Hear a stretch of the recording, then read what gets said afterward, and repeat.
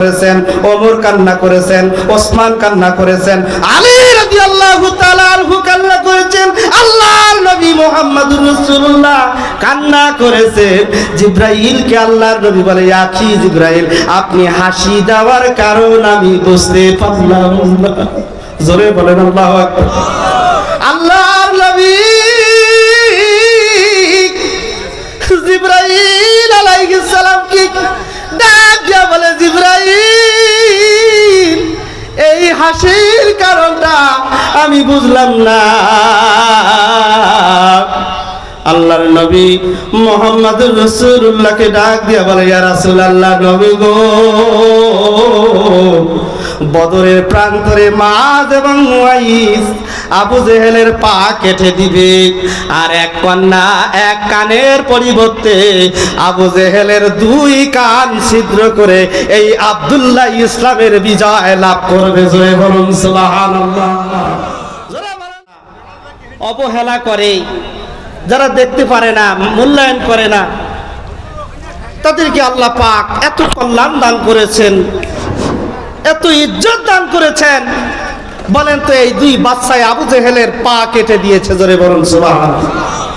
আব্দুল্লাহ ইবনে মাসউদ রাদিয়াল্লাহু তাআলা তিনাকে কোরআন তেলাওয়াত করার জন্য খানে কাবার ভিতরে বাকি ইব্রাহিম এখানে সূরাতুর রহমান তেলাওয়াত করেছেন।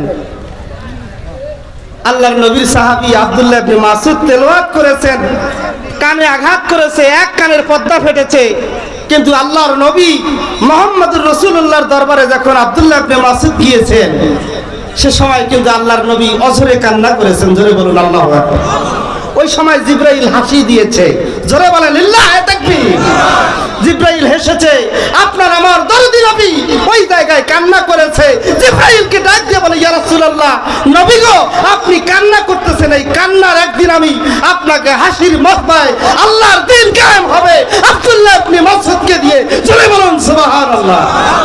আল্লাহর নবীর সাহাবী আব্দুল্লাহ ইবনে মাসউদ আমাকে 30 মিনিট দিয়েছে, কিন্তু 21 মিনিট হয়েছে। এখন আমি কি এই জায়গায় ব্রেক করে দেব? জোরে বলেন। 30 মিনিটের কথা বলে 21 মিনিট হয়েছে, আমি এখন বলেন তো কি করব? চলবে কি চলবে না? তাহলে তো আমিও ওই কাতারে পড়বো, বেয়াদবের কাতারে। এখন কি করব বলেন? মেহমান কি বসায় রাখা? আমি কোনোদিনও কথা বলি নাই, বলবো না।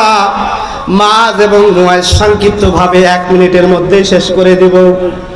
আব্দুল্লাহ ইবনে মাসউদের কর্ণ যখন ফেটে গেলেন সূরাতুর রহমান তেলাওয়াত করতে গিয়ে, জিবরাইল হাসি দিয়েছেন, রাসূল সাল্লাল্লাহু আলাইহি ওয়াসাল্লাম কান্না করেছেন। আবু জেহেল এই নিষ্ঠুর মানুষটা আব্দুল্লাহ ইবনে মাসউদকে বলছে, রে তুমি কোরআন তেলাওয়াত বন্ধ করো, কোরআন তেলাওয়াত যেন আর খানে কাবার আশপাশে তোমাকে দেখার জন্য আমি আর কোনোদিনও যেন এই কোরআনুল কারীমের তেলাওয়াত যেন আর জীবনে দেখি না। বরং আব্দুল্লাহ ইবনে মাসউদের কর্ণ যখন ফেটে দিলেন, আল্লাহর নবীর কাছে বিচার নেওয়ার জন্য আল্লাহর নবীর সাহাবী জালিলুল কদর সাহাবী আল্লাহর নবীর কাছে যখন আসতেছিলেন, ওই সময় কোন ঘটনা ঘটেছে আমাদের জানার দরকার আছে না? জোরে বলেন। আল্লাহ রাব্বুল আলামিন ওই জায়গায় জিবরাইল আলাইহিস সালাম হাসি দিয়েছেন, রাসূল কান্না করেছেন, আবু বকর কান্না করেছেন, ওমর কান্না করেছেন, ওসমান কান্না করেছেন, আলী রাদিয়াল্লাহু তাআলা আনহু কান্না করেছেন, আল্লাহর নবী মুহাম্মদুর রাসূলুল্লাহ কান্না করেছেন। জিবরাইলকে আল্লাহর নবী বলে, আখি জিবরাইল, আপনি হাসি দেওয়ার কারণ আমি বুঝতে পারলাম না। জোরে বলেন আল্লাহু আকবার। আল্লাহর নবী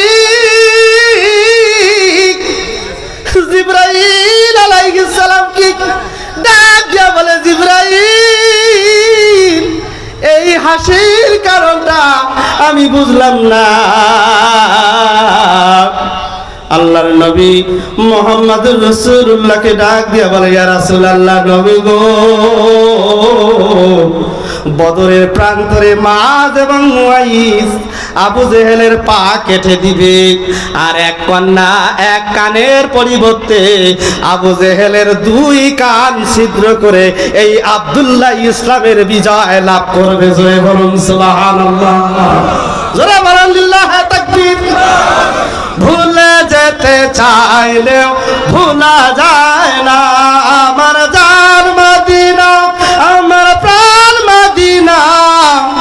বলেন আমার জান মদিনা, আমার প্রাণ মদিনা। ভুলে যেতে চাইলেও ভুলা যায় না, যায় ভুলে যেতে চাইলেও ভুলা যায় না আমার জান মদিনা, আমার প্রাণ মদিনা। ভুলে যেতে চাইলেও ভুলা যায় না মদিনার স্মৃতিগুলো ভাবি বারবার, কবে আমি দেখা পাবো রওজা তোমার। বলেন আমি মদিনার স্মৃতিগুলো ভাবি বারবার, কবে আমি দেখা পাবো রওজা তোমার। বিশ্ব নবীর আশিক আমরা হইলাম দিওয়ানা, বিশ্ব নবীর প্রেমিক আমরা হইলাম দিওয়ানা।